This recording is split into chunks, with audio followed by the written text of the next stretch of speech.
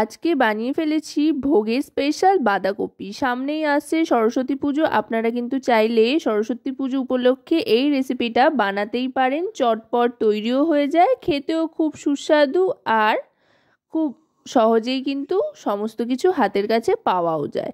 Special মশলা সহ বাঁধাকপির এই রেসিপি বানানোর জন্য প্রথমেই কড়াইতে ছোট এলাচ, লবঙ্গ আর দারচিনি, তার সাথে 1 টেবিল চামচ মতো মৌরি আর 1 টেবিল চামচ মতো সাদা গোটা জিরে দিয়ে খালি খোলায় ভেজে নিতে হবে। তারপর সেটাকে গুঁড়িয়ে নিতে হবে।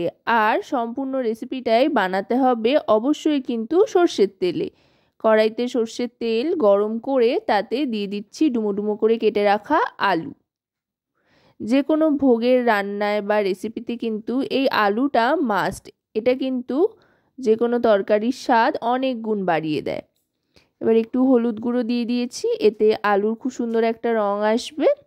আলুটা ভাজা হয়ে গিয়েছে, এবার আলুটা তুলে নিচ্ছি। আলুটা তুলে নেওয়ার পর এবার ওই তেলেই ফোড়ন হিসেবে দিয়ে দিচ্ছি তেজপাতা আর 5 ফোড়ন, তার সাথে দিয়ে দেব হিং। 5 ফোড়ন একসাথে ফোড়ন দিয়ে এই রেসিপিটা কিন্তু এভাবে বানাতে পারেন। আর তার সাথে অবশ্যই আদা বাটাটা কিন্তু দিতে ভুলবেন না।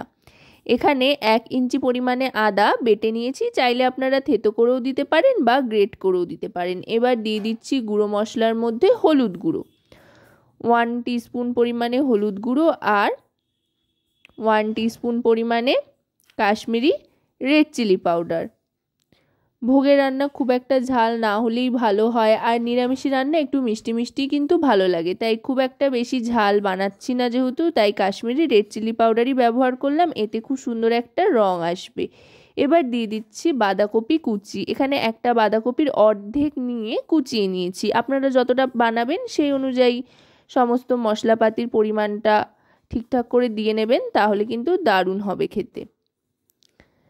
এবার বাঁধাকপিটা দিয়ে আমি কিন্তু একবারে গোটা বাঁধাকপিটা দিয়ে দিইনি, অল্প অল্প করে দিয়ে নাড়তে থাকছি।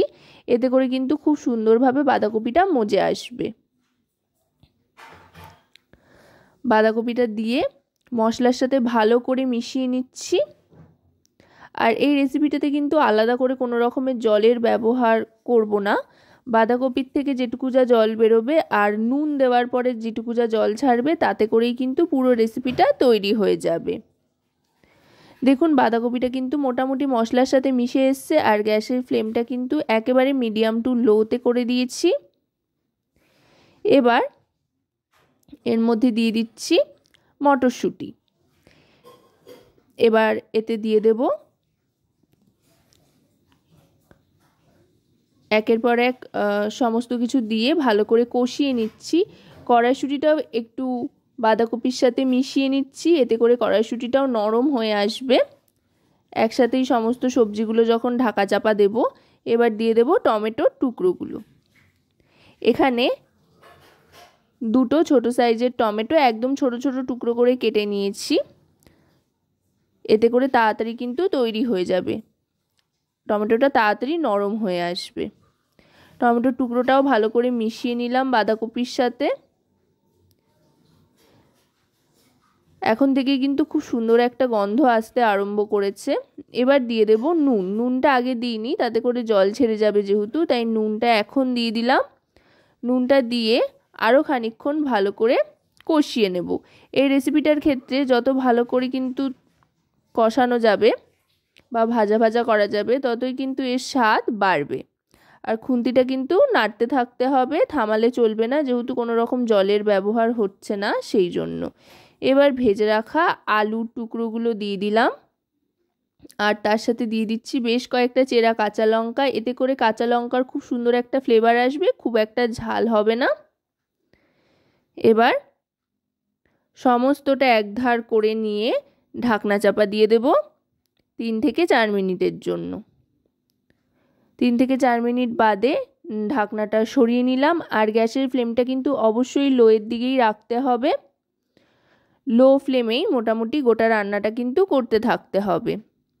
আশা করব রেসিপিটি আপনাদের ভালো লাগবে। রেসিপিটি ভালো লাগলে অবশ্যই কিন্তু রান্নাবাটি চ্যানেলটিকে সাবস্ক্রাইব করে লাইক শেয়ার কমেন্টের মাধ্যমে আমাদের পাশে থাকবেন, আর পাশে থাকা বেল আইকনটি অন করে দেবেন সবার আগে সমস্ত রকম রেসিপি নোটিফিকেশান পাওয়ার জন্য। এবার দিয়ে দিলাম পরিমাণ মতো চিনি, আর মৌরি, জিরে আর গরম মশলা যে মশলাটা তৈরি করে রেখেছিলাম সেই মশলার গুঁড়োটা দিয়ে দিলাম। এটা কিন্তু আলাদা একটা টেস্ট এনে দেবে, আর অবশ্যই শেষে দেবেন, তাতে কিন্তু খুব সুন্দর একটা ফ্লেভার আসবে। বিশেষ করে মৌরি আর গরম মশলা একসাথে মিশলে কিন্তু দারুণ সুন্দর ফ্লেভার আসে। আর ফোড়নে যেহেতু হিং রয়েছে, একদম অন্যরকম একটা স্বাদের ভোগের স্পেশাল এই বাঁধাকপি অবশ্যই কিন্তু সরস্বতী পুজোয় ট্রাই করতে ভুলবেন না। আর কেমন লাগলো সেটাও কিন্তু আমাকে কমেন্টের মাধ্যমে জানাবেন। আপনাদের কমেন্ট, লাইক, শেয়ার আমাদের কিন্তু নতুন নতুন ভিডিও বানাতে অনেক বেশি উৎসাহ দেয়। তো আজকের মতো এ পর্যন্তই, টাটা।